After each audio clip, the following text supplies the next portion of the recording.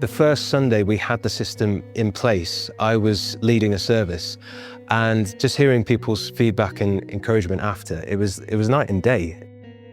Today we're at Holy Trinity in Stratford-upon-Avon, the birthplace of Shakespeare himself. Not only was he baptised here, and actually laid to rest here as well. So it's a really important venue, church, community hub.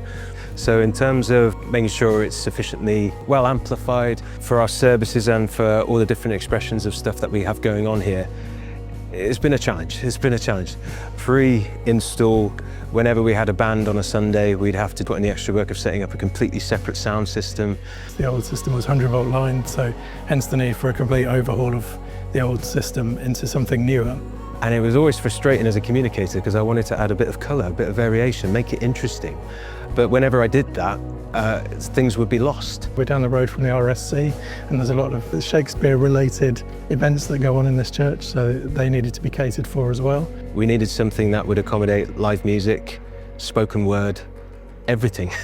NoiseBoys came in, they set up a whole host of different speakers, and we just had an evening listening. I got together a bit of a mock-up band as well. We all agreed that the Electro-Voices just stood out as the best option. It made all the difference in terms of that versatility and what we were looking for. The first consideration with any of these systems is, what does it look like from a heritage point of view? What does it look like from a user point of view in a heritage setting? And what does it look like from a vision point of view for where the church wants to be heading as a community as well? We started with the LRC column because it could do music with a sub and it could do speech really clearly, and we knew that it would work in this fairly reverberant setting of the church. It blends in so well, just hidden in little tiny gaps, and then EVC in the main body of the church just to give a bit more presence. The IX amps hadn't been out very long, and being multi-channel amps, the ability to just power the whole of the church from 3 amps, multiple zones all over the place, every speaker's individually cabled, just made sense to use IX. They're not just an amplifier, they are a matrix mix engine. You can EQ, you can delay, it's all Dante based. And using IX gave us the ability to do the simple control that the church were looking for day to day as well.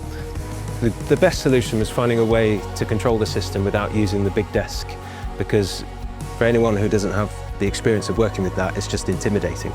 So we've got IX amps running with a TPC1 touchscreen controller. People can literally just tap what they want, close off areas of the church in terms of its speakers and what's covered, turn them off so that we're not disturbing the tourists as they're coming through and hearing more about the history of the place. But just making it really simple. It's dead simple to operate, kind of speaks for itself, turns itself on and sets itself up, and that's where SONICUE comes into play in buildings like this. Joe can come in off the street and just operate the system without any training.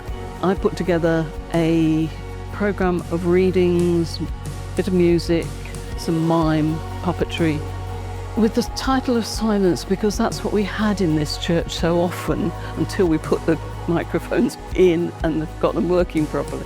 Other local organisations that may want to use the church, and then hopefully beyond that as well, that they can use it and it'll work. It'll be a safe place to do it and be a safe place to have successful events. So before the sound system, that just wouldn't have been possible. It wouldn't have happened. It couldn't have been done. But the church are really pleased. We got instant, really good feedback from week 1 of using it. Got some really good comments after the services from the congregation who've been here suffering an old system for a long time, and they were really complimentary about the new. So if they're happy, I'm happy, and they certainly are. I'd constantly be walking out at the end of a Sunday morning service a bit hoarse and croaky, and I thought, finally, I've got a system that can back me up.